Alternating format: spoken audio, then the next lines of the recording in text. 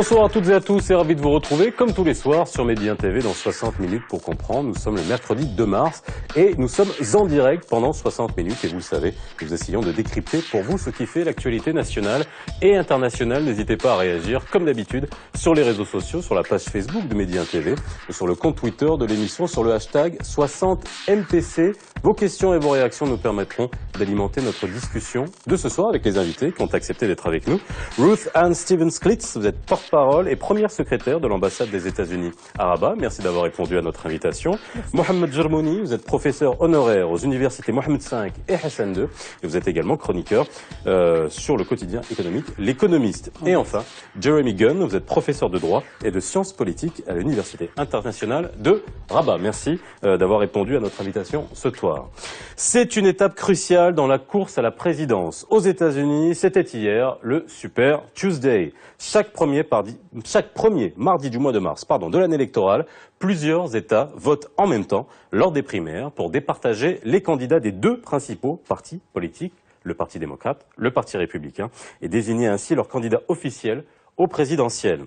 L'occasion pour nous de revenir ce soir sur les présidentielles américaines, qui reste la campagne la plus médiatisée au monde. Quelles analyses pouvons-nous faire de ce Super Tuesday et que représente-t-il dans le processus électoral américain? Quelles sont les grandes lignes des programmes, des candidats et à quel changement faut-il s'attendre? Et surtout, élection américaine, comment est-ce que cela fonctionne? C'est le titre de l'émission de ce soir. Une étape clé des primaires américaines, le Super Tuesday. Cette tradition est apparue en 1988, quand plusieurs États démocrates du sud des États-Unis ont décidé de voter le même jour, le premier mardi de mars. L'objectif est de donner une impulsion aux primaires, ce qui permet souvent de voir un candidat se détacher du lot. 12 États ont voté hier en même temps pour leur candidat. 35 États doivent donc se prononcer, dont 9 d'ici au 15 mars.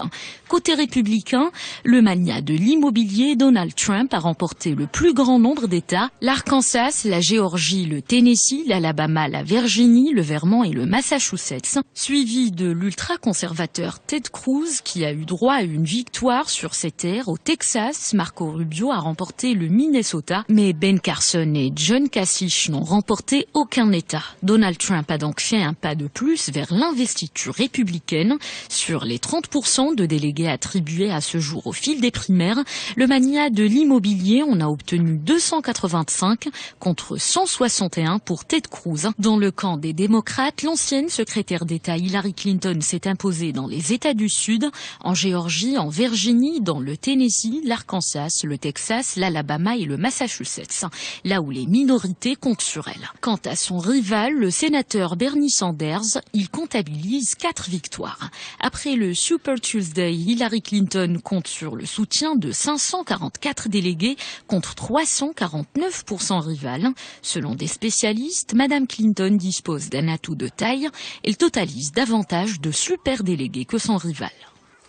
Bien, ce que nous allons essayer de faire ce soir, c'est de comprendre comment fonctionnaient les élections américaines et surtout ce Super Tuesday qui, hier, donc on va essayer d'analyser les résultats, de voir quelles sont les implications et qu'est-ce que ça implique par la suite sur les élections américaines. Alors, déjà un mot sur le Super Tuesday qui a eu lieu hier. Plusieurs États votent en même temps. On va essayer déjà de comprendre qui vote pour élire qui par la suite. Alors c'est vrai que cette année, 12 États. Dans le reportage, on a entendu que ça datait de 1988. En 1976, le phénomène avait déjà commencé, mais c'est vrai que la véritable dénomination Super Tuesday, c'était en 1988. Le Super Tuesday, par rapport à ce qui s'est passé hier, pourquoi est-ce que ce jour est si important et si décisif dans l'élection présidentielle ?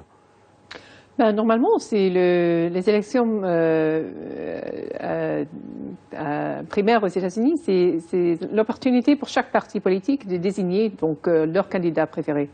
Et on a vu des changements, bien sûr, parmi les décennies précédentes, mais l'objectif reste le même, et c'est ainsi de choisir par ce processus un peu convolé. Les candidats de chaque parti. Alors, Jeremy Gunn, juste pour qu'on comprenne bien le processus, aujourd'hui, ce Super Tuesday, on a eu 12 États qui ont voté en même temps. Il y a déjà eu un record dans l'histoire qui était de 25 États qui avaient... Il n'y a pas de règle hein, dans ce Super Tuesday pour que les États votent en même temps. Lorsqu'on a ces résultats à ce niveau-là, est-ce que ça préfigure nécessairement de ce qui va se passer par la suite? Pas nécessairement, mais ça c'est une bonne indication de la direction.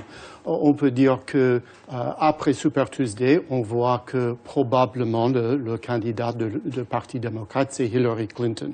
C'est pas sûr, mais on peut dire que elle a touché tous les groupes dans le Parti démocrate et on imagine qu'elle sera le candidat.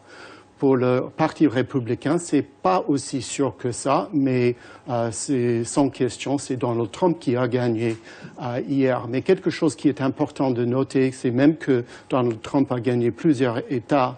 Le vote pour Trump était à peu près 35% si on figure tous les votes ensemble. Ça veut dire qu'il n'a presque un tiers du Parti républicain et ça veut dire que 2 tiers du Parti républicain ne soutient pas Trump à ce moment-ci. Alors c'est plus ouvert pour le Parti républicain, mais aussi il faut dire qu'en principe c'était très bien pour Donald Trump et maintenant la question s'il peut continuer comme il a déjà fait. Mohamed Jelmani. Je crois que, disons, pratiquement c'est une étape intéressante, mais qui n'est qu'une étape. Et somme toute, les jeux ne sont pas faits d'avance. Et c'est ce qui est le plus important, mais c'est un indicateur d'une tendance, d'une évolution. Et comme ça a été, disons, au niveau de la première phase avec l'Iowa et le New Hampshire, il y a eu, j'allais dire, les premiers signes qui ont montré, éventuellement, que les têtes d'affiche, mais quoi qu'il en soit, c'est-à-dire au niveau, par exemple, du Parti républicain, le nombre de candidatures éliminées, c'est-à-dire c'est un processus d'élimination successive. Et c'est ce qui s'opère. Et on a vu, surtout au cours, disons, de la dernière phase, disons, de avant le Super Tuesday, c'est qu'il y a eu, à proprement parler, j'allais dire, le départ et en même temps le soutien d'un certain nombre de candidats. Je m'explique. Par exemple, Jeb Bush, il y a, par exemple, aussi le cas disons en fin de compte, qui est plus ou moins en train d'être négocié, celui de est-ce que Ted Cruz va rester ou pas. Donc ce sont des négociations, mais il y a le parti, en ce qui concerne par exemple le Parti républicain, qui lui est dans une situation, dans une phase, mais à proprement parler, où il cherche autant que possible, d'après ce qu'on croit comprendre, disons, de bloquer ce succès de Trump que l'on observe, que l'on constate, j'allais dire pratiquement d'étape en étape. Donc, il y a quand même un problème au niveau du Parti républicain et qui apparaît quand même dès aujourd'hui. Et ça, c'est quand même assez important parce qu'il y aura lieu très vraisemblablement à ce qu'il y ait une évolution qualitative différente au niveau, j'allais dire, des phases à venir. Alors, quand on analyse le Super Tuesday, juste pour rappeler encore et qu'on rentre dans le fonctionnement, on est dans ces premières étapes d'élection américaine, année électorale, on est en train de désigner le représentant, le candidat dans chaque parti, et qui sont représentés finalement, in fine, qui seront représentés par des délégués qui voteront lors des conventions. Donc là, c'est des candidats à la nomination. Oui. Ni plus ni moins. Alors, c'est-à-dire qu'aujourd'hui, les discours qui sont développés par les différents candidats, les programmes qui sont développés par les différents candidats, est-ce qu'on a toujours des programmes pour les primaires et des programmes qui sont ensuite, à partir du moment où on a un candidat qui est élu, qui s'adresse finalement pour le poste à la présidence? Est-ce qu'on voit une vraie différence à ce niveau-là? On dit par tradition, le Parti républicain vers le droit pendant les primaires et il rentre dans le centre pendant l'élection générale. Et c'est le même pour le Parti démocrate, il tient vers le gauche et il rentre dans le centre. Alors maintenant, on essaie de convaincre les membres des partis respectifs, partis républicains et démocrates, de soutenir le candidat. Alors c'est plutôt polarisé maintenant et ça rentre vers le centre. Alors ça, c'est la tradition. Ces temps-ci, presque toutes les traditions sont déjà cassées et on ne sait pas ce qui se passe. Mais ça, typiquement, c'est le cas. C'est-à-dire que, curieusement, je dirais même paradoxalement, les primaires ou le système des primaires américains, et je parle, disons, sous le contrôle de mes amis, le professeur et Mme Stevens, c'est que ces primaires ont été à l'origine ressources pour éventuellement faire en sorte que les appareils politiques ne maîtrisent pas les candidatures, que ce soit les populations. Alors, on en est à ce système, mais quoi qu'il en soit, on réalise aujourd'hui que ce sont encore les partis politiques qui sont et qui doivent et qui donnent une certaine, j'allais dire un certain parrainage aux principaux candidats pour qu'ils se présentent. Mais alors justement, pour bien qu'on essaie de comprendre, dans ces primaires, il y a deux modes. Hein. Il y a les primaires, il y a les caucus. Et là, on a vraiment deux choses différentes. C'est quoi la différence fondamentale entre les primaires et les caucus? Parce que quand on voit de outre-Atlantique les caucus qui font finalement des élections à main levée dans des assemblées fermées, on peut se poser la question de savoir finalement si c'est vraiment le peuple américain qui désigne le candidat d'un certain parti. Bon, moi, je suis pas d'origine d'un État où il y a la tradition des caucus. Je n'ai jamais assisté. Mais bien entendu, c'est à chaque parti, dans chaque État, de décider comment ils vont régler et comment ils vont arranger les élections primaires. Donc, ce qu'on voit, par exemple, en Iowa, c'est quelque chose absolument outre que ce qu'on voit en Virginie, par exemple. Imaginez que, par exemple, j'allais dire, dans le prolongement de ce que vient d'être dit, que pendant un certain temps, on avait un certain nombre de candidats qui pouvaient même venir de façon indépendante et se présenter. Donc, et les caucus, c'est davantage moi, je suis là et je peux défendre éventuellement X ou Y. Alors qu'une petite convention, une petite etc., ça veut dire qu'il va y avoir des élections. Le caucus n'est pas nécessairement suivi d'élections. C'est-à-dire qu'il n'y a pas de vote. Alors que pour le cas, j'allais dire, d'élections, où on va éventuellement voter pour des délégués. Parce que le problème fondamental, ce sont les délégués qui doivent aller à la Convention nationale, en fin de compte, qui vont faire le coup, et pour intervenir en faveur de telle ou telle candidature.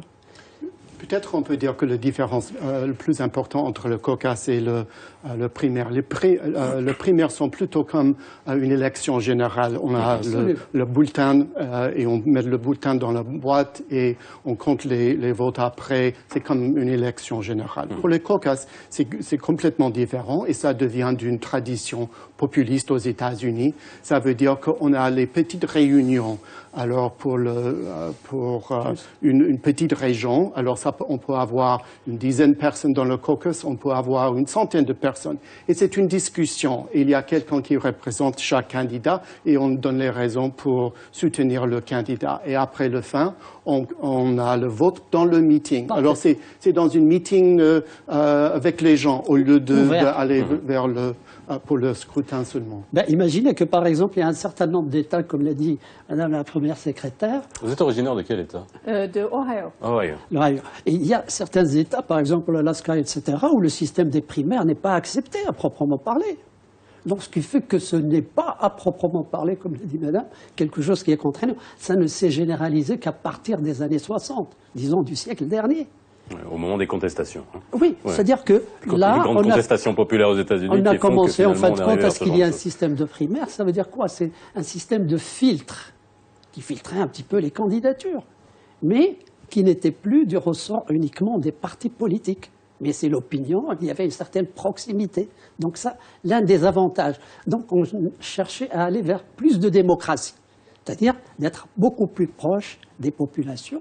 Mais alors justement, quel impact ça a sur... C'est intéressant de rentrer dans le fonctionnement, parce que si on remonte encore plus loin dans l'histoire, si on remonte à 1824, c'était les membres du Congrès qui désignaient les candidats quand même. C'est-à-dire on a fait les candidats. Mais là, au niveau de la population, les messages qui sont développés, je reviens encore une fois à cette étape des primaires, on est quand même sur quelque chose de vraiment particulier. C'est-à-dire que pour que les gens qui aillent désigner un candidat, on est dans une autre vision pour parler aux populations américaines? Oui. Alors, il faut dire que pour pour les primaires aux États-Unis et pour les caucus, tout c'est réglé par les États et par les partis. C'est pas une question de gouvernement fédéral. Ouais. Alors les élections en novembre, ça c'est pour le gouvernement fédéral. Alors chaque État est différent. Alors il y a deux systèmes en général, le caucus et le primaire, mais les règlements sont un peu différents dans chaque État. Mais parce qu'on voit une différence quand même fondamentale entre des primaires qu'on pourrait qualifier de classiques et les caucus qui sont... Est-ce qu'on peut dire que c'est un héritage de l'histoire américaine? Oui. Non, il y a deux systèmes qui cohabitent qui sont quand même sensiblement différents. Oui, et c'est le choix de l'État. Et on peut dire que pour les candidats, il y a une grande différence pour préparer pour les élections, parce que si c'est un caucus, c'est beaucoup plus compliqué pour encourager les gens de aller, parce que c'est pas pour voter pour 3 minutes, c'est pour avoir une discussion qui peut continuer pendant 2-3 heures. Alors les plus fidèles, les plus militants dans les partis vont vers les caucus. Et alors la stratégie pour encourager les gens d'assister, au lieu de voter, c'est différent. Et les candidats sont bien sûr au courant avec tout ça et ils préparent dans cette manière. Mais c'est-à-dire qu'on peut même changer de point de vue. Hein. On peut éventuellement voter pour X, etc. Et puis éventuellement changer d'avis. Parce que ce n'est pas rigide, il y a une grande flexibilité. Et les gens, ils sont, parce qu'ils sont motivés. Parce que ceux qui participent éventuellement, j'allais dire à ces primaires, c'est une petite proportion de la population. C'est à peine 10%, me semble-t-il. À peine. Donc, ce qui fait que, est-ce que c'est significatif? Mais quoi qu'il en soit, c'est quand même, ça déglobalise, ça montre un petit peu quelle va être un peu la tendance et l'évolution. Mais que de fois, disons, les résultats en finale se sont montrés tout à fait en contradiction avec ce qui s'est passé dans les primaires. Alors justement, ça pose le rôle des délégués, puisque, on répète encore une fois, là, on élit des délégués qui vont ensuite devoir désigner le candidat lors des conventions des deux grands partis, démocrates et républicains. Les délégués, finalement, ils peuvent changer d'avis? Il y a... Chaque État décide. Oui. Alors, il y a les différences. En général... Je pose peut-être des questions naïves, mais il y a un moment, vous devez peut-être comprendre comment ça fonctionne derrière. Parce qu'ils ne sont pas tenus par la loi. Oui. Ce sont des gens... En général, le système, c'est que pour les primaires, quand on décide qui seront les délégués pour Mme Clinton ou pour Ted Cruz, ils sont obligés, en général, de voter pour leur candidat pour le premier scrutin dans les conventions. Après le premier, ils peuvent changer. Quelques États n'insistent pas pour le premier vote, mais quelques États insistent. Alors, c'est un peu le chaos, il faut dire. Mais c'est un chaos qu'on comprend exactement ce qui se passe. C'est pas que quelque chose arrive qu'on ne voit pas, mais le système réglé par les règlements différents dans chaque État et avec les deux partis. Alors, je l'ai dit tout à l'heure, Super Tuesday, il n'y a pas de règle pour le nombre d'États qui votent en même temps. On a eu un record, c'était en 2008, avec 25 États qui avaient voté en même temps. Ça aussi, il y a une stratégie derrière tout ça, de décider à un moment donné de voter en même temps. C'est quoi? C'est une entente qui est faite au niveau de chaque État, ou comment ça fonctionne? C'est exact. C'est une décision qui est prise par chaque parti politique et les partis dans chaque État. Mais la décision, c'est d'essayer d'un peu de conglomérer un peu les votes, surtout pour les États, disons, dans le sud-est, vous avez noté, où il y a une population moins nombreuse, par exemple, que dans d'autres États. Alors, c'est un essai...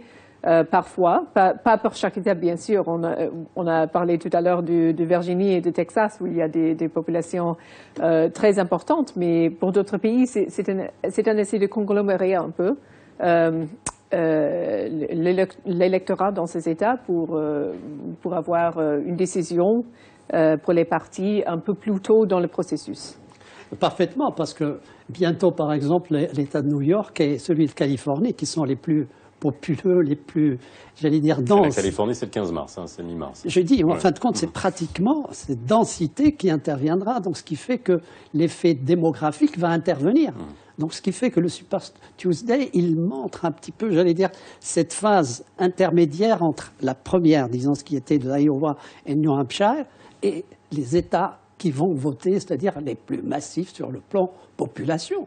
Et donc, c'est quand même un élément d'indicateur. Parce qu'après, me semble-t-il, le vote qui interviendra au niveau de New York et de la Californie, ben, c'est pratiquement, j'allais dire, scellé, disons, au niveau, j'allais dire, du profil de la candidature à la nomination, pour les deux partis, en principe.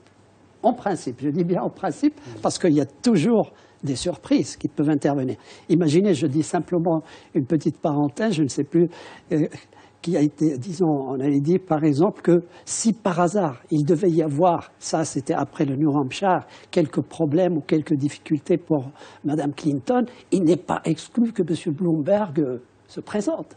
Donc ce sont des situations qui ne sont vraiment pas, j'allais dire, prévisible. Est-ce qu'on a déjà eu des bouleversements dans le passé suite à un Super Tuesday qui donnait, je dis bien pour l'investiture, par la suite?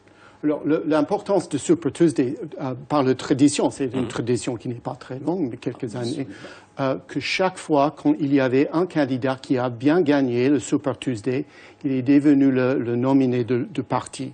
Alors, si on voit par la tradition, c'est Trump et Clinton qui sont gagnés. Alors, ces temps-ci, c'est quelque chose de différent. Et c'est pas sûr par les chiffres, mais plutôt le momentum et plutôt la tradition. Alors, on peut dire que vraiment maintenant, il y a deux candidats qui sont à tout. Mais, comme j'ai mis en valeur avant, Trump n'a reçu que 35% de vote des républicains. Et ça, c'est très bas. Quoi qu'il a gagné, il a gagné, sans question. Mais c'est une pluralité, c'est pas une majorité. Le seul État où il était presque à la majorité était en Massachusetts avec 49%. Mais alors Clinton, quand elle gagne, ça peut être 80%, 60%. Alors c'est différent. Alors l'impact, on est quand même aussi dans un éclatement en termes, vous parlez de pluralité, il y a plusieurs candidats au niveau du Parti républicain, seulement 2 au niveau du Parti démocrate. Ça aussi, ça joue énormément sur on va dire la suite des opérations. Comme a dit tout à l'heure monsieur, on voit au fur et à mesure pendant le processus des élections primaires, c'est un essai de réduire un peu le champ des candidats. C'est un processus par élimination successive. Voilà. Au fur et à mesure, c'est comme si on sortait de la pâte, on a perdu, on a gagné, etc. Et puis, éventuellement, est-ce que l'autre parraine? C'est-à-dire, par exemple, que je donne éventuellement mes voix. Ça ne se dit pas comme ça, c'est pas du marchandage. Mais je dis, je soutiens, par exemple, X comme Marco Rubio s'attend, par exemple, à ce que Ben Carson ou autres, etc., éventuellement interviennent. Ça va pas. Mais ce sont des choses qui se négocient à l'intérieur de Sénat, tout à fait, j'allais dire, invisible pour l'observateur, tout à fait lambda. Alors justement, en parlant de choses invisibles, mais on voit bien, je reviens sur le caucus et les primaires, on va dire classiques, la manière avec laquelle on fait campagne dans ces primaires-là, si je comprends bien, le caucus, on s'adresse finalement aux franges les plus ultras, aux adhérents des partis, les plus motivés. Et on parle pas de la même manière, on communique pas de la même manière, on fait pas campagne de la même manière dans ces différents États. Pas semble-t-il, en fin de compte, pour les observateurs qui assistent, disons d'une façon assez fréquente à ce genre de réunions et ce genre de meetings, ils disent en fin de compte, ce sont les plus motivés. Et donc généralement les plus conscients, les plus politisés, les plus intéressés. Et c'est ce qui rend éventuellement, j'allais dire, un peu aussi paradoxal, c'est qu'on cherchait à ce que cela soit maîtrisé par le citoyen lambda, mais en définitive, il y a également des spécialistes quand même qui sont dans le circuit. Parce que ça, c'est de la politique, tout simple. C'est libre, c'est ouvert. Lorsque, par exemple, ça se passe dans une ville, etc., vous pouvez passer d'un meeting à un autre, discuter, etc., et défendre votre candidat en vue et su, et essayer par exemple, de persuader l'autre que mon candidat est le meilleur.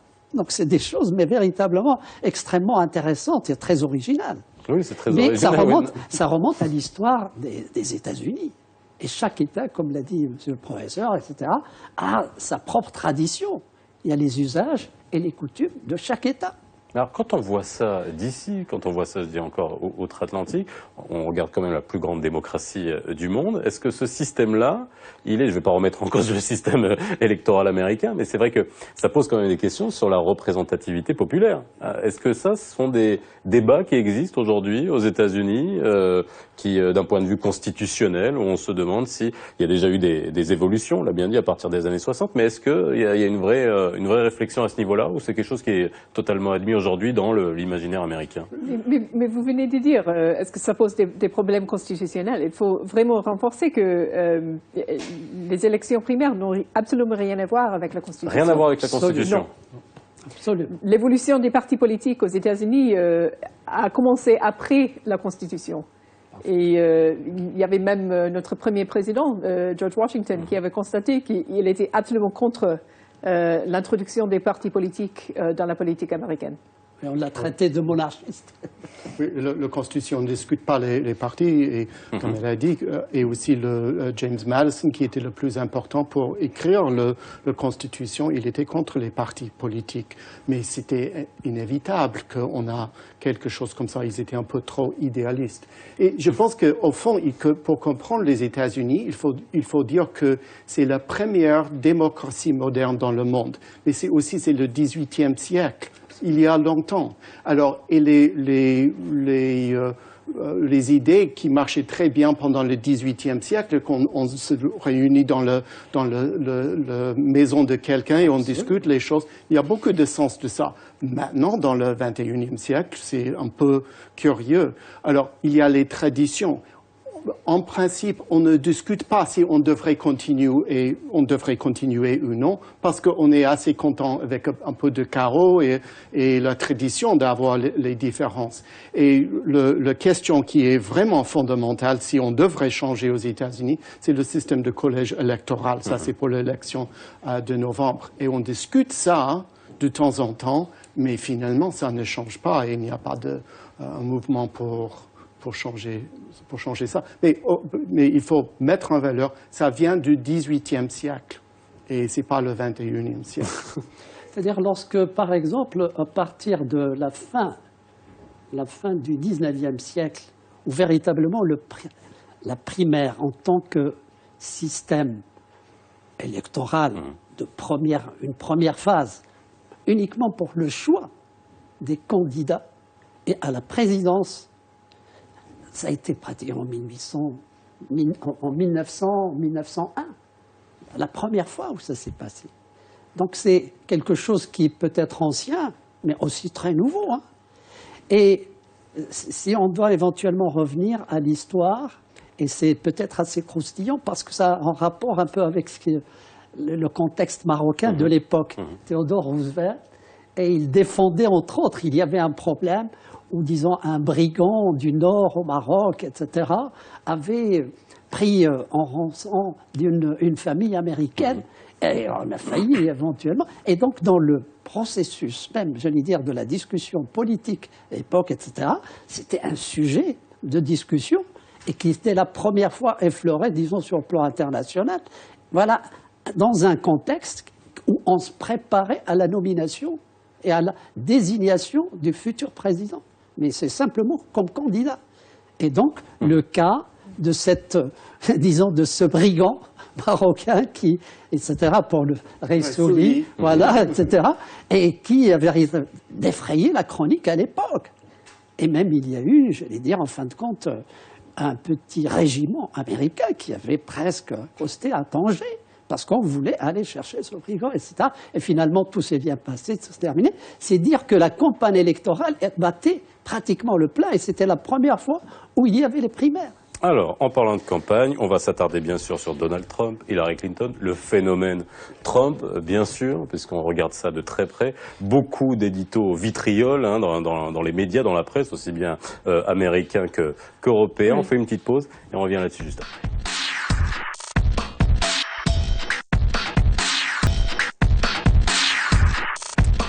Si vous n'avez pas regardé toutes les saisons de House of Cards avec Kevin Spacey, vous faites bien de regarder l'émission pour mieux comprendre comment fonctionnent les élections américaines. En tout cas, oui, la rédactrice en chef a dû regarder toutes les saisons de House of Cards pour mieux comprendre comment ça fonctionne. Mais c'est vrai que là, aujourd'hui, la question qui se pose, c'est ces deux candidats à l'investiture qui se sont détachés lors du Super Tuesday, Donald Trump et Hillary Clinton, préfigure de ce qui va se passer par la suite. Le phénomène Trump. Alors beaucoup de médias s'en sont emparés. On regarde ça de l'autre côté de l'Atlantique avec beaucoup de curiosité de voir ce qui va se passer. Le phénomène Trump, c'est un phénomène nouveau aujourd'hui aux États-Unis. Il n'y a pas de précédent pour ça. Alors, quelques aspects de Trump, on a vu dans le passé, mais tout ensemble, on n'a jamais vu ça. Et je me souviens très bien quand il a annoncé sa candidature, c'était une blague pour tout le monde. Et tout le monde a ri, on dit que c'est pas sérieux. Et après 2 semaines, c'est la fin de Trump. Et moi aussi, j'ai pensé que ça, c'est pas quelque chose qui dure. Il n'y avait aucune personne dans le média aux États-Unis qui a dit que alors il faut faire attention, Trump sera sérieux. Et une chose après une autre, quand il a dit quelque chose qui serait la fin de un autre candidat, ça ne le touche pas. On dit le candidat Teflon parce que rien qui colle contre lui. Et maintenant, il y a une révolte dans le Parti républicain que l'establishment du Parti républicain est contre Trump. Et ça, c'est un problème pour eux parce qu'il est l'antithèse de ce qu'ils veulent sur plusieurs niveaux. Et il y a une crise dans le sein du Parti républicain maintenant. J'abonde dans le sens du professeur. C'est pratiquement une situation très, très spéciale. Et on peut se poser la question, comment va évoluer le Parti républicain? Parce que de deux choses l'une, et on voit peut-être qu'un certain nombre de responsables au niveau du Congrès, des responsables républicains, se tâtent. Est-ce qu'ils vont ou ils vont être pour ou contre? Et c'est la même chose un petit peu partout, disons, parmi les responsables. Donc c'est une situation qui ne laisse pas quand même, j'allais dire, neutre. Mais ceci dit, la tendance, d'après ce que j'ai cru comprendre, sous le contrôle du professeur, qu'il y a, à proprement parler, l'appareil est contre. Les autorités contre. Mais si on revient à l'esprit des primaires, les primaires ont été faites contre les appareils. Alors, il y a un paradoxe quelque part. Et moi, tout ce que je dis, en fin de compte, c'est peut-être que l'évolution montrera que, à proprement parler, que c'était un phénomène, que si éventuellement il y a la carte de Rubio qui, lui, relativement se place et qu'on place et qui serait, à proprement parler, le candidat préféré des républicains dans une certaine mesure, disons pour l'appareil. Alors si éventuellement il peut constituer tous ceux qui n'ont, si par exemple il a pris l'équivalent de 40%, c'est-à-dire les 60% restants, est-ce que ça serait éventuellement pour Rubio? C'est un calcul, encore une fois, par élimination des autres et en même temps par conjugaison de ceux qui éventuellement feraient passer leur voix à son profit. Or, c'est une situation qui se discutera, très vraisemblablement. Mais Trump, il ne faut pas oublier, je terminerai par là, c'est que quelque part, au niveau de sa campagne, elle a été extrêmement rude.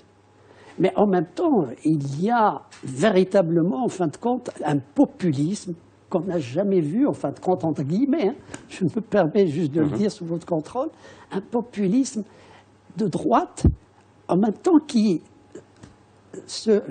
j'allais dire en fin de compte, qui semble être aussi en étroite osmose avec un populisme de gauche de Bernie Sanders. C'est incroyable. Et que de fois sur des thèmes on pourrait penser le libre-échange, etc., le mépris des riches, le fait, par exemple, de faire sa campagne par ses propres moyens, etc. C'est pratiquement les mêmes choses, c'est-à-dire de dire, moi, Trump, moi, je ne prends pas votre argent, contrairement aux autres, et donc tout l'appareil corrupteur, disons, en fin de compte, les responsables, tout le Cénacle washingtonien, etc.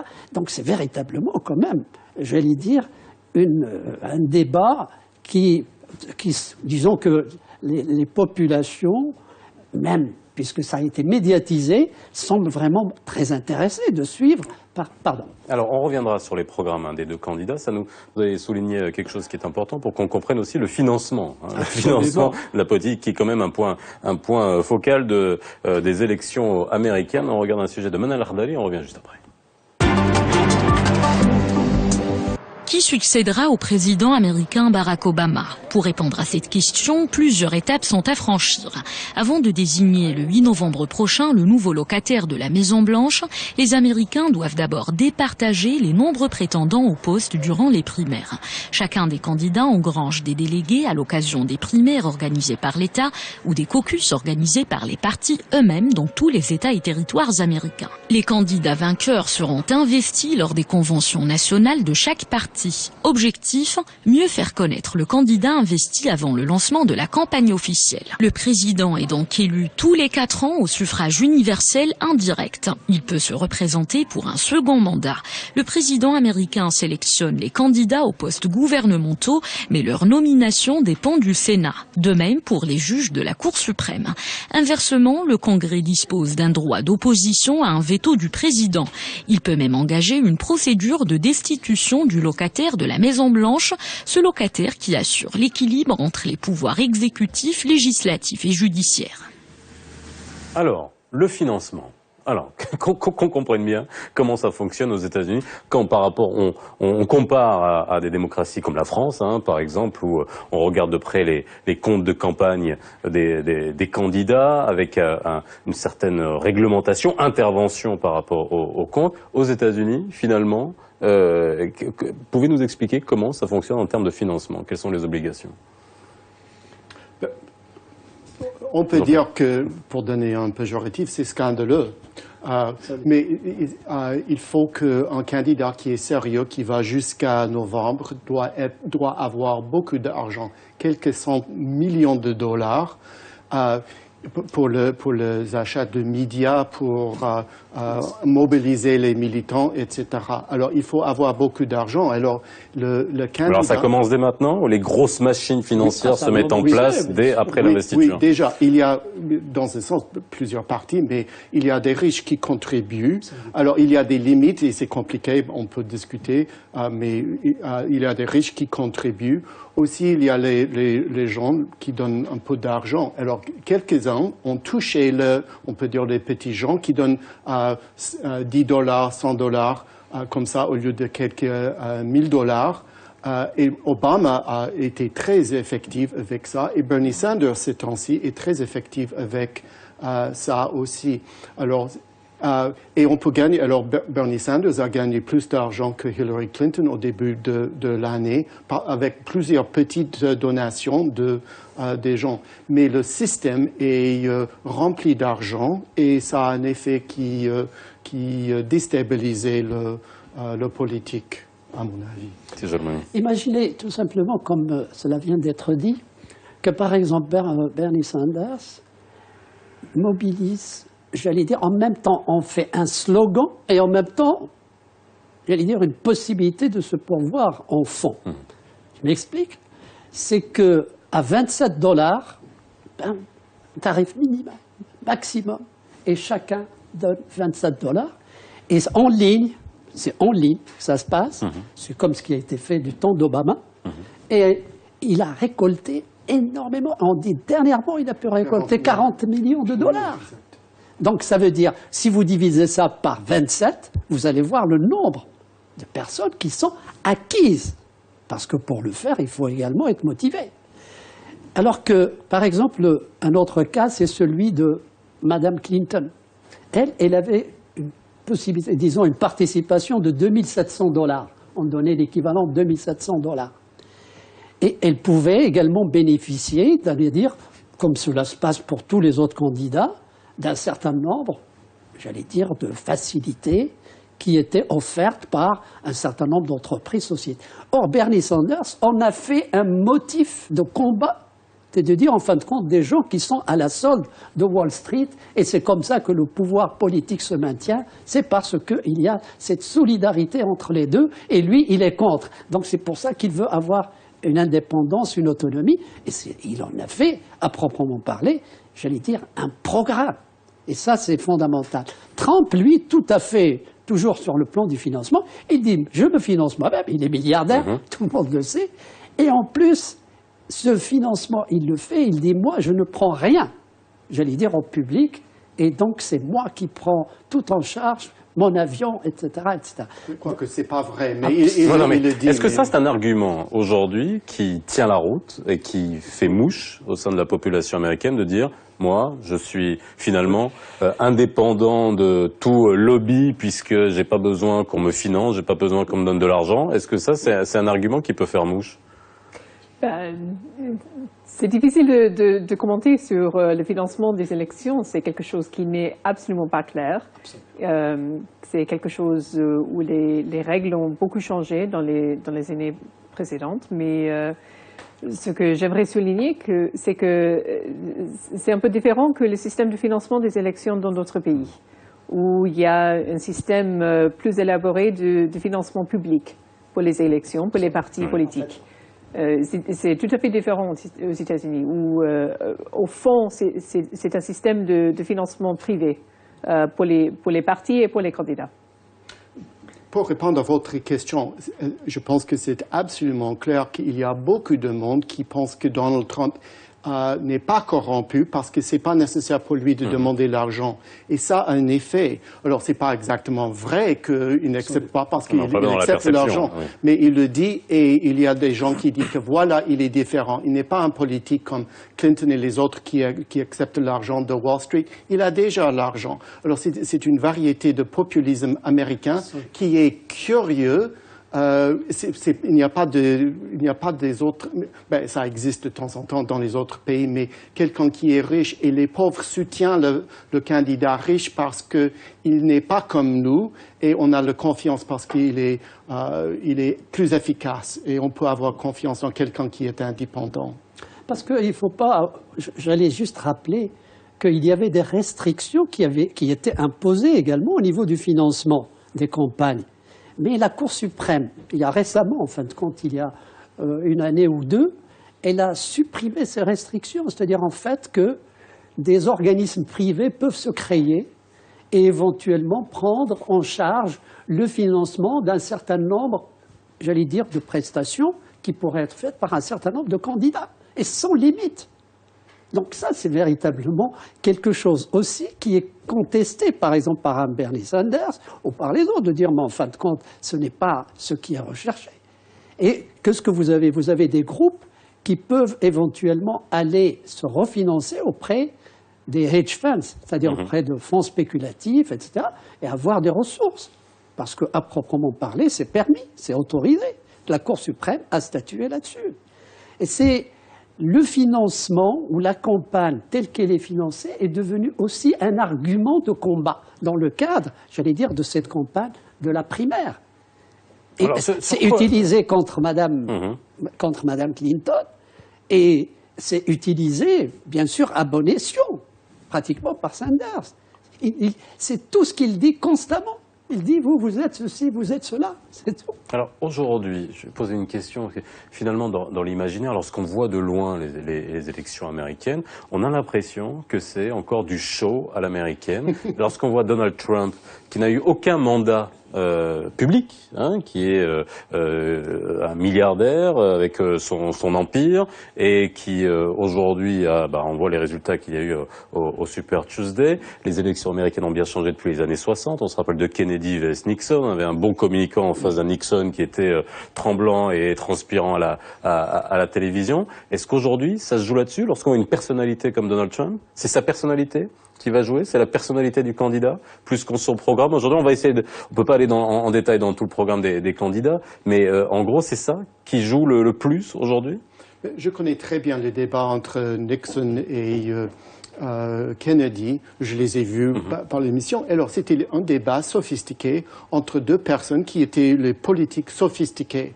Ce qu'on voit avec les débats maintenant aux États-Unis. Enfin, c'était le début quand même ils ont découvert vraiment le pouvoir de la télévision à ce moment-là. Oui, même si ça avait commencé avant. Et Donald Trump était une vedette de reality TV. Oui.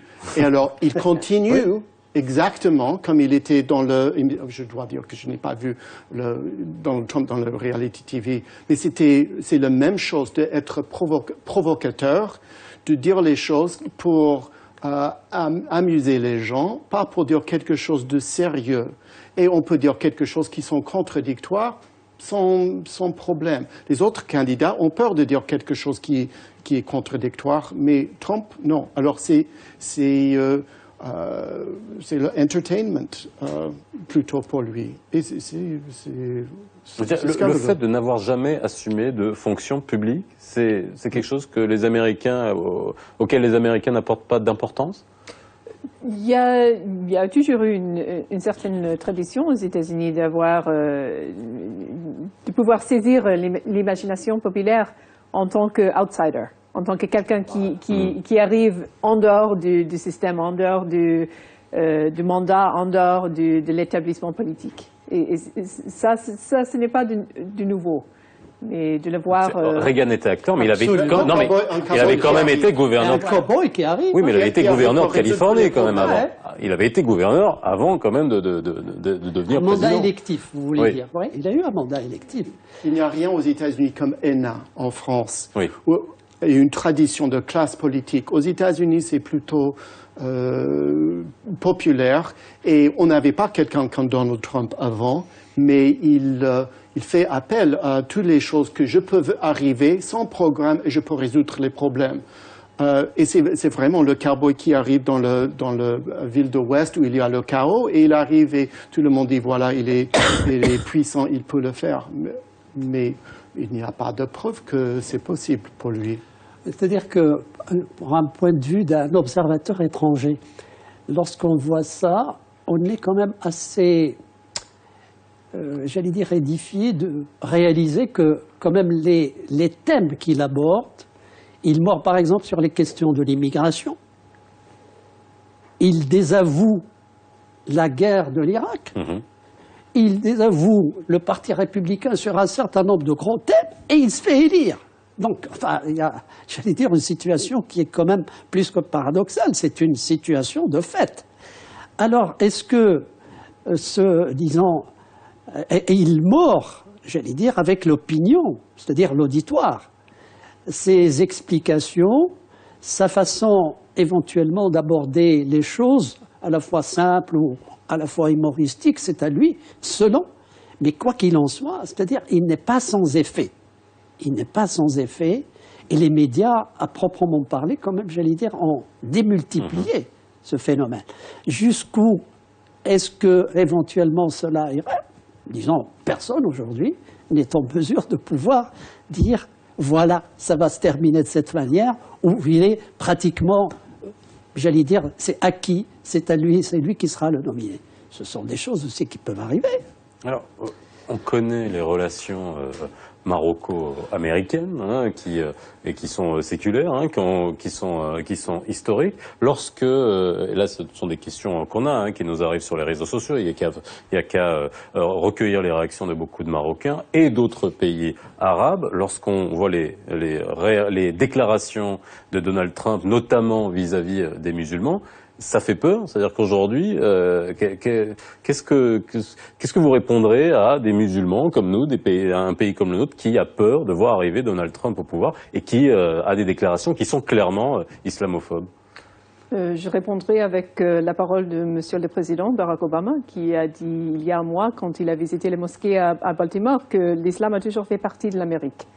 Ce que disent les candidats, ce ne sont en fin de compte, des n'engage que, oui, voilà. Sauf, mais même, il y a aussi une position, disons, officielle des États-Unis par rapport à l'islam que par rapport à n'importe quoi. Et je crois que la parole du président l'a très bien exprimée. Le président n'a pas besoin d'avoir des rappels à l'ordre. C'est-à-dire aujourd'hui, les élections américaines sont tellement ouvertes, tellement libres que finalement on peut dire absolument ce qu'on veut. Non mais c'est ça, il y a un moment, même un rappel à l'ordre du président en place à ce moment-là, ou est-ce que c'est au président de le faire, ou à d'autres institutions qui peuvent remettre en place les choses, ou pas. Alors c'est quasiment totalement ouvert. Il faut dire que cette élection, c'est une exception. Alors, ce que vous venez de dire, avec les choses que Donald Trump dit, oui, il dit ça, mais je n'ai jamais entendu quelque chose comme ça. On peut imaginer George Wallace en 1968, un peu comme ça, mais pas sur tous les niveaux. Mais c'est le nativisme qui était fort aux États-Unis pendant le 19e siècle, et ça a diminué. Mais de dire anti-immigrants, anti-musulmans, anti-mexicains, alors de parler ouvertement comme ça, c'est un appel aux gens qui ont les préjugés. Et même si les autres candidats ont quelques préjugés, on ne le dit pas. Et Donald Trump le dit. Et une raison pour sa popularité, c'est la popularité avec une minorité, il faut mettre en valeur. Ça vient de ce langage. C'est-à-dire qu'il y a le rêve américain, et on se pose la question, Donald Trump, est-ce que éventuellement il est en train de demander aux Américains qu'il faudrait que ce rêve continue selon la manière dont lui le présente.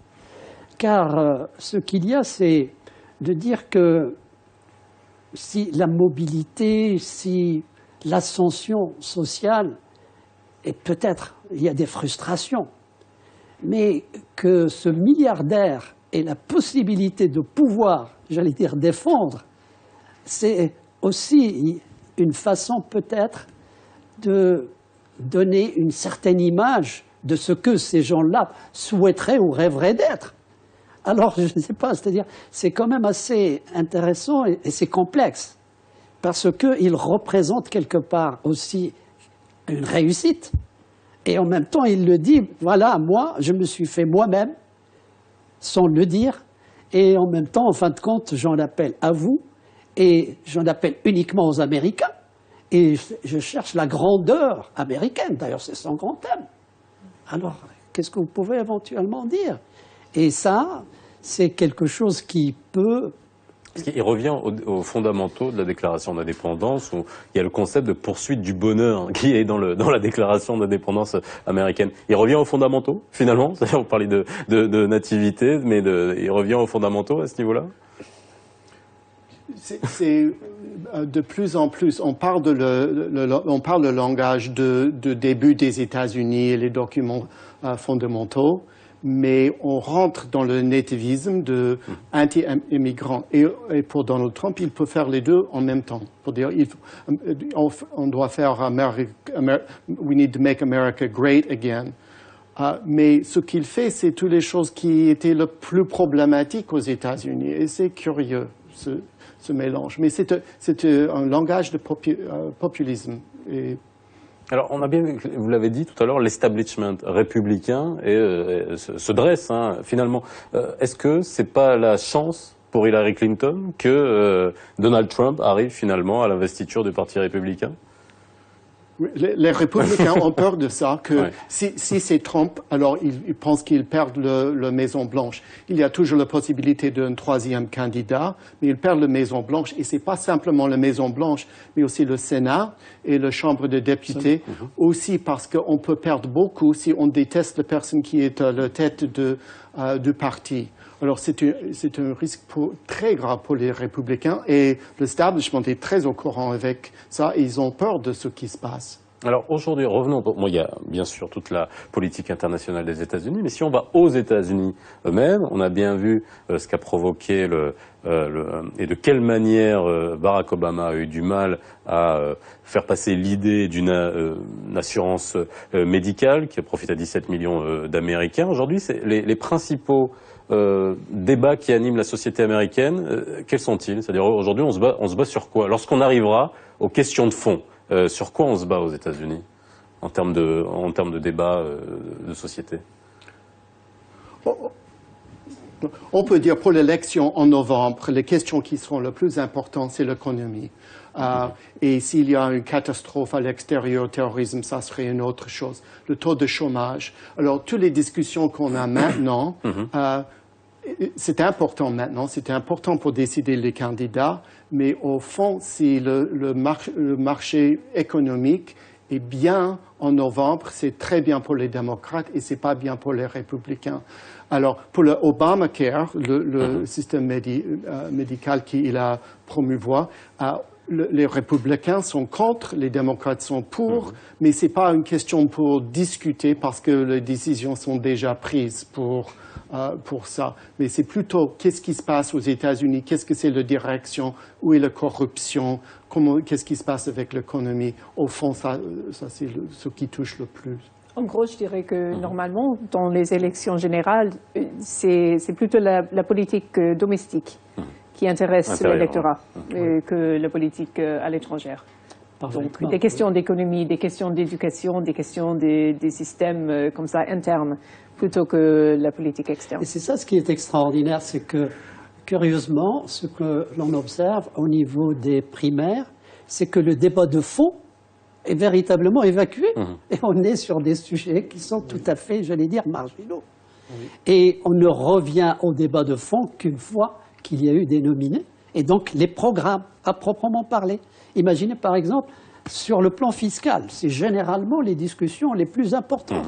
Jusqu'à présent, aucun, j'ai dit à ma connaissance, peut-être ne s'est prononcé un petit peu qu'est-ce qu'il va y avoir comme évolution au niveau des impôts, sur les revenus, sur la foncière, sur ceci. Or, c'est très important pour les Américains. Au niveau de l'aide, au niveau de l'école, au niveau, etc., sont des choses qui sont... Bien, la sécurité, cela va de soi aujourd'hui, elle crève le plafond, tout le monde en parle, etc. Mais de là à en faire peur et en faire un slogan, non.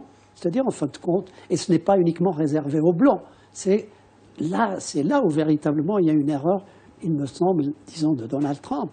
C'est qu'il est pratiquement orienté, et cette orientation en fait véritablement que c'est quelqu'un qui se retrouvera, enfin, j'allais dire, dans une phase où si il est éventuellement face à, par exemple, à Mme Clinton, c'est quand même, j'allais dire, une aubaine pour le Parti démocrate.